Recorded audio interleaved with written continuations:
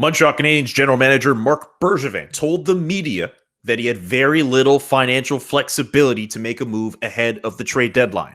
But if you think that's going to stop us from speculating on what he should do at the deadline, you are in the wrong market.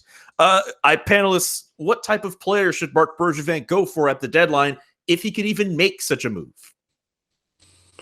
I don't think he should really try and get any player right now. This year is just way too confusing. First off, as you mentioned, they don't have a lot of cap space in order to get a player.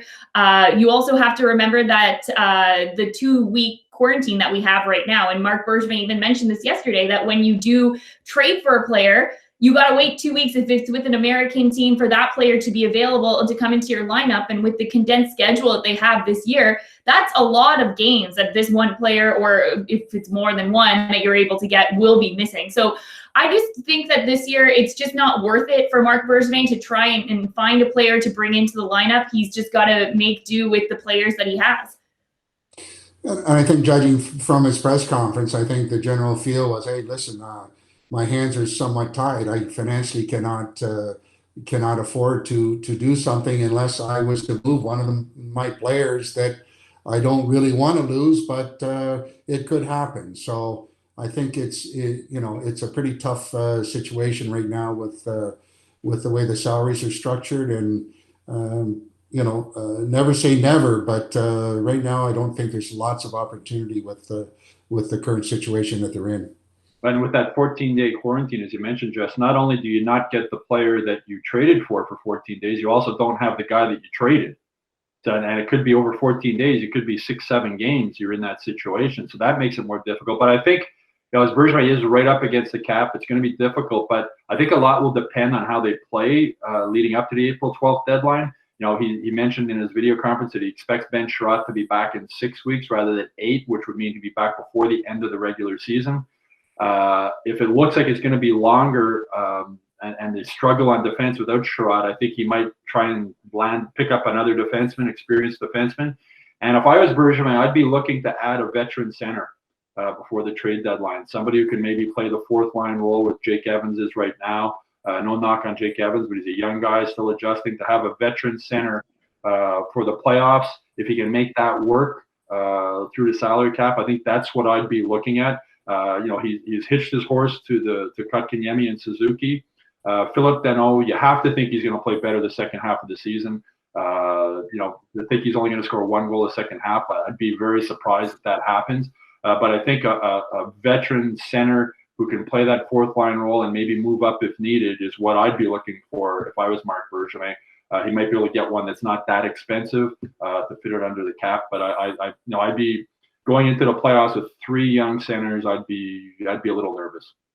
Well, I want to offer up a counterpoint to this, though, because considering how Marc Bergevin has gone about his moves from the offseason to now, just in my head, I can't see Marc Bergevin not doing anything at the deadline, despite all of the different issues that are up against him with the cap and with the quarantine. Even though if he were to make a move, I feel like ideally like right now or maybe next week would be the most ideal time. But you go through a situation where you add all those players in the offseason. You have the start that you have. You get rid of Claude Julien after the team starts to veer into territory from last year. You get rid of Stéphane Waite in the hopes of restarting Carey Price.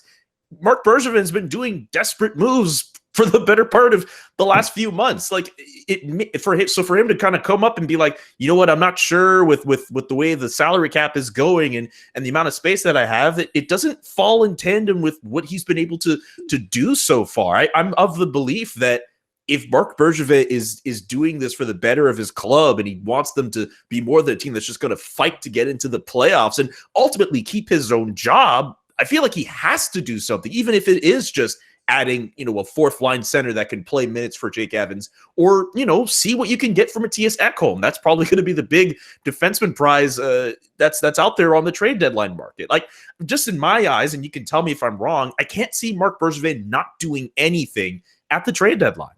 Yeah, I think if he does do something, it'll be close to the trade deadline, because right now his main thing is the salary cap. He's trying to free up as much space as he can before that April 12th deadline. Bergevin has said in the past, when you build your team in the offseason and then you hope for the best, he built his team in the offseason. The moves he made in the offseason have all worked out. The Foley, Edmondson, Anderson, they've all played really well. Jake Allen in goal.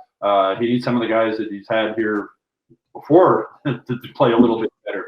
But, Bergevin he's also not, one of the things he's best at is keeping his cards close to his vest. He's not going to come up and say, I'm going to make a big blockbuster. This is the guy who also said he wasn't going to trade PK Subban. So that's one of the things Bergevin is really good at, is just keeping his cards close to his vest. I'm sure if there's a move there to make the team better, he'll make it, but his hands are tied with the salary cap.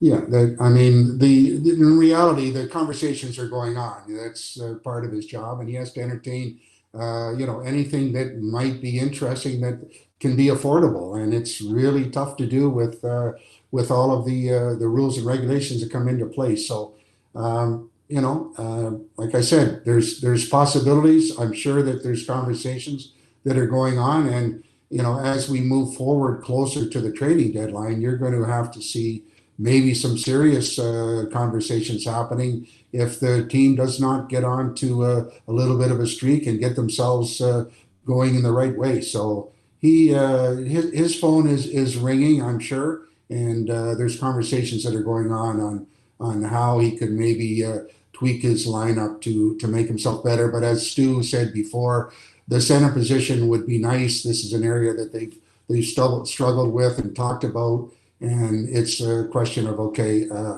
what can you get and for how much, and and then deal with it. So lots of conversations moving forward to see what the final roster will be for the Montreal Canadiens. And Bergevin is more live than a cat, so That's I wouldn't true. be surprised if he says to Jeff Molson, if things don't go well for the Canadiens, well, my hands are tied. The salary cap, the quarantine, this is the best I can do. Next year, I'll be better. That's a really good point. You just made a really good point, and now I would not be surprised if Marc Bergevin, regardless of whatever happens, stays as general manager of the Montreal Canadiens. What do you all think? Do you think Marc Bergevin will make a move before the April 12th trade deadline? That's one day after my birthday present for myself. Let us know in the comment section below, and visit hockeyinsideout.com to check out our full episode.